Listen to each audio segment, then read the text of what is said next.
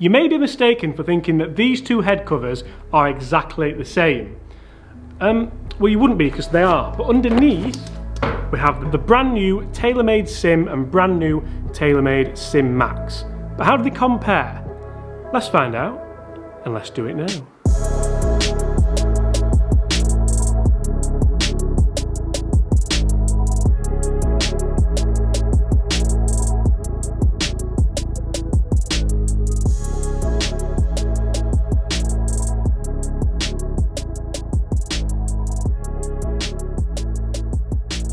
Hi everyone, James Robinson here. If you're new to the channel and this is your very first time watching my content, first of all, I'd like to warmly welcome you to the channel.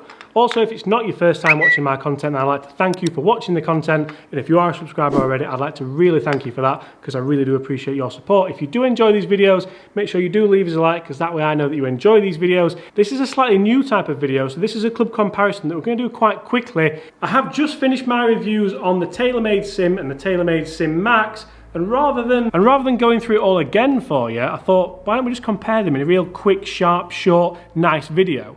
So that's what we're going to do. So guys, if you would like to see a full review of the Taylormade Sim or the Taylormade Sim Max, or if you also would like to see a mid-handicap review of the Taylormade Sim or the Taylormade Sim Max, or you would like to see a mid-handicap comparison between the Taylormade Sim and the Taylormade Sim Max, they are either on the channel now or coming imminently to the channel.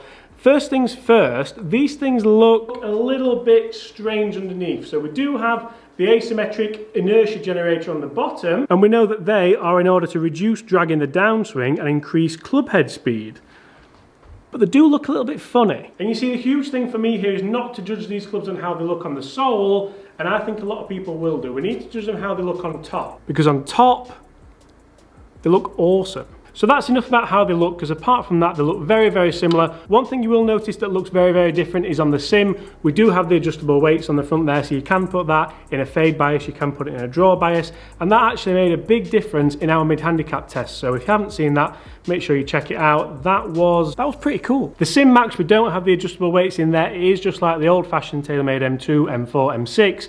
We do still have the adjustable loft sleeve. Both of the clubs have those. Both of the clubs still feature inverted cone technology. We still have speed-injected twist face, and we also still have the through-slot speed pockets as well.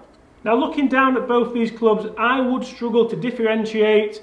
I can never say that word. I would struggle to differentiate the Sim from the Sim Max. I think the Sim Max's face is a little bit thicker, a little bit deeper, but apart from that, we have the little Taylormade logo on the toe of the Sim, and generally they're the only differences I can really see. So how did they perform? So I hit 10 shots with both, and I swung it mediocre, I think is fair to say.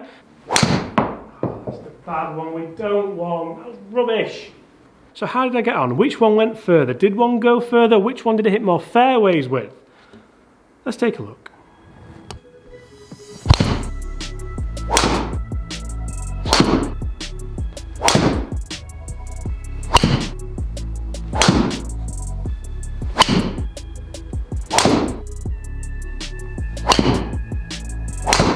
So we will start with the Sim driver, and you know what, I didn't mind this as a dispersion. There's a couple of shots that went overly left on me there, which does seem to happen to me at the moment.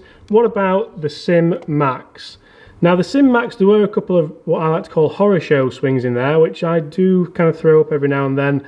They're sailing out of bounds, but apart from that, it was fairly consistent, and I sort of thought, well, if I could just aim down the right hand side of the fairway, they would generally be okay. I'm sure we can all relate to that in some form or other. So apart from dispersion, which one went the furthest? And how much was in it?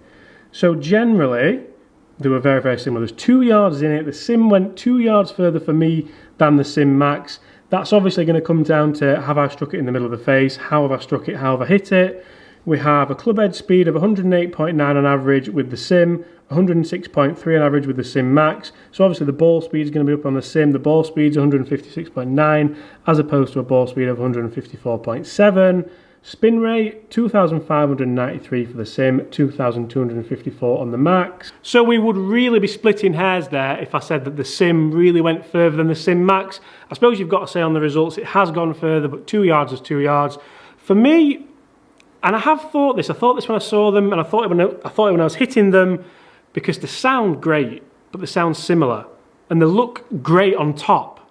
but they look similar. And they perform good, but they perform similar. So I would be really interested to go and get fitted for the Taylormade Sim to see if moving the weight around would help me at all. But apart from that, I think the Taylormade Sim Max, it's obviously going to be a cheaper option, and I think that's going to be a great option.